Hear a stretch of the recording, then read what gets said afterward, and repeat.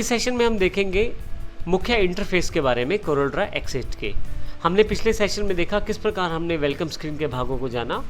Welcome screen जब आप पहली बार सॉफ्टवेयर ओपन करते हैं तो आपके पास अवेलेबल रहती है, परंतु अब हम बात करते हैं मेन इंटरफेस की, जो कि कोरल का मुख्य भाग है जहां हमने कार्य करना होता है। यहाँ यदि हम सबसे पहले देखें तो कोरल के इंटरफेस को अच्छी तरह से समझने के लिए हमारे पास ये बीच में ये जो एरिया दिया गया है, यहाँ एक फ़ाइल ओपन कर लेते हैं। ये फाइल एरिया वो एरिया है जहाँ मैं कुछ भी ड्रॉ कर सकता हूँ। इसके लिए हमारे पास यहाँ बटन दिया गया है। नई फाइल क्लिक करने के लिए मैं जैसे ही इसको क्लिक करूँगा मेरे पास क्रिएट ए न्यू डॉक्यूमेंट का ऑप्शन अवेलेबल हो जाएगा। इस पूरे बॉक्स को हम नेक्स्ट सेशन में अच्छी तरह से समझेंगे, लेकिन अभी यहाँ तक के लिए हमारी ये जानकारी है कि नई फाइल ओपन करने के लिए हमें केवल यहाँ ओके करना है। मेरे पास एक ड्राइंग एरिया अवेलेबल हो जाएगा जिस पे मैं कार्य कर सकता हूँ।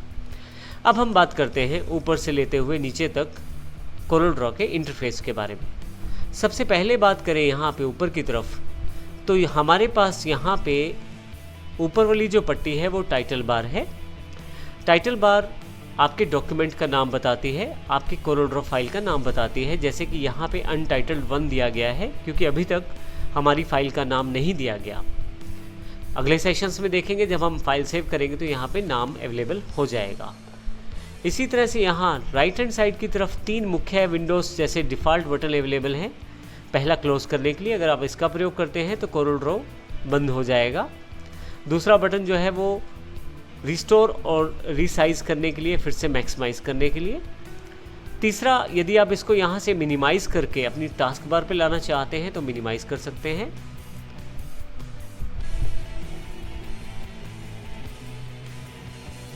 तीसरा बटन, आप यदि इसको मिनिमाइज़ करना चाहते हैं तो यहाँ पे क्लिक करें तो आपके पास स्क्रीन से कोरल सॉफ्टवेयर हट जाएगा और नीचे टास्क बार में एक बटन के रूप में अवेलेबल हो जाएगा।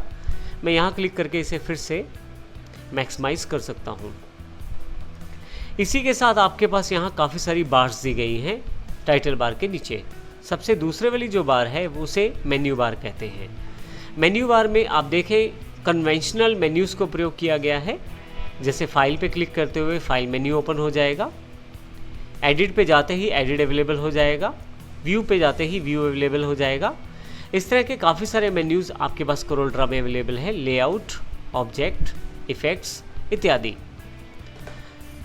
इसी के बिल्कुल नीचे हमारे पास स्टैंडर्ड टूल बार अवेलेबल है।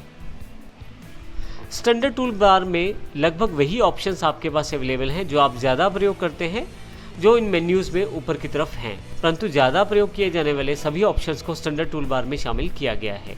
जैसे कि यदि आप नई फाइल बनाना चाहते हैं तो यहाँ क्लिक कर सकते हैं, और यदि आप चाहें तो फाइल में न्यू पर भी क्लिक कर सकते हैं, परंतु फाइल में न जाना पड़े इसके लिए यहाँ पे ये बटन दे दिया गया है।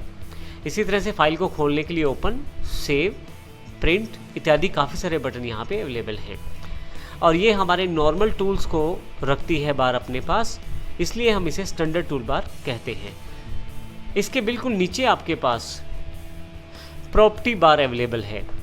प्रॉपर्टी बार में आपके पास यहाँ पे यदि अभी देखें आप तो सबसे पहले, क्योंकि मेरे पास नीचे ड्राइंग एरिया में कोई भी टूल सेलेक्टेड नहीं है, कोई भी ऑब्जेक्ट सेलेक्टेड नहीं है, इसलिए डिफ़ॉल्ट रूप में आपके पास यहाँ पे हमारे पास ये बार दी गई है जो कि पेज की प्रॉपर्टीज़ को डिफ़ाइन करती है।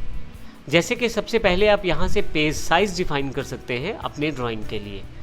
जैसे हमारे पास यहाँ लेटर है, मैं A4 करना चाहता हूँ तो A4 क्लिक करते ही नीचे ड्राइंग एरिया में जो पेज साइज़ है वो A4 हो जाएगा।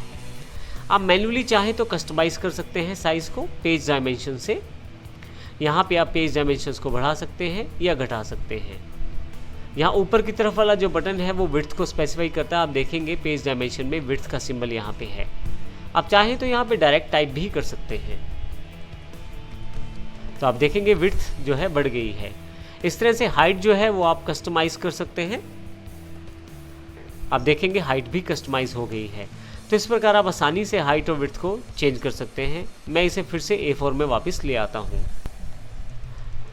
इसी के साथ बिल्कुल नेक्स्ट आप पोर्ट्रेट और लैंडस्केप जैसे ऑप्शंस को यहाँ प्रयोग कर सकते हैं। लैंडस्केप करते ही आपकी ड्राइंग एरिया जो है उसको लैंडस्केप कर दिया गया है, और पोर्ट्रेट करते पोर्ट्रेट कर दिया गया है। इसके अतिरिक्त आप यूनिट्स डिफाइन कर सकते हैं।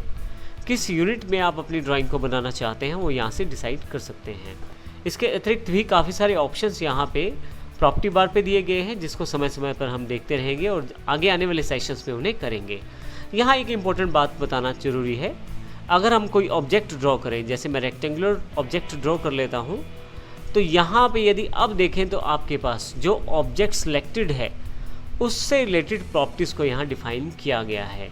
इन सभी प्रॉपर्टीज़ को हम रेक्टेंगुलर के साथ अवश्य करेंगे। यहाँ पे हमें ये जानकारी देना ज़रूरी है कि प्रॉपर्टी बार जो रहती है वो आप किस ऑब्जेक्ट को सिलेक्ट करते हैं और किस तरह से उसको सिलेक्शन में लाया जाता है, किस टूल के साथ लाया जाता है, उसके अनुसार यहाँ पे प्रॉपर्टीज़ को डिफाइन करता है।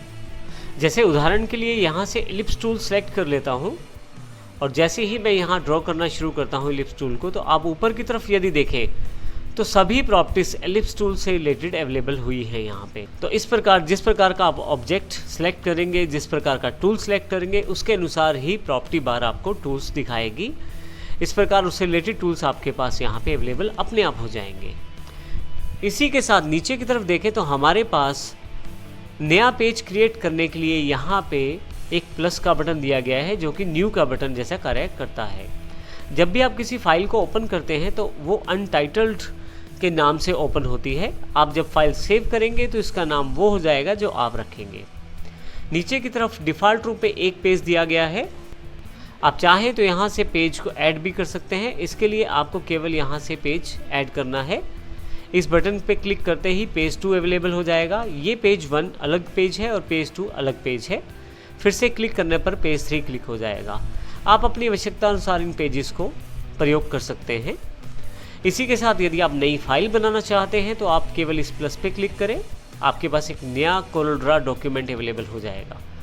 फिर से जैसे हमने देखा था कि यहाँ पे अनटाइटल 2 आ गया है, ओके करते ही बिल्कुल नई एक कोरलड्रा फाइल अवेलेबल हो जाएगी। ये अनटाइटल 1 फाइल है जिसमें मेरे पास 3 पेजेस हैं और ये अनटाइटल 2 फाइल है जिसमें मेरे पास केवल 1 पेज है। तो इस सेशन में हमने जानकारी ली हमारी title bar, menu bar, standard tool bar और प्रॉपर्टी बार के बारे में जानकारी ली। हमने ये भी देखा किस प्रकार हम अब फाइल्स को यहाँ से बना सकते हैं केवल प्लस के बटन पे क्लिक करते हुए, जो कि न्यू का बटन है हमारे पास कोरलड्रा में। आइए नेक्स्ट सेशन में हम देखेंगे कौन कौन से और पार्ट्स हैं कोरलड्रा के जो बहुत इंपॉर्टेंट है और इंटरफेस से जुड़े हुए हैं।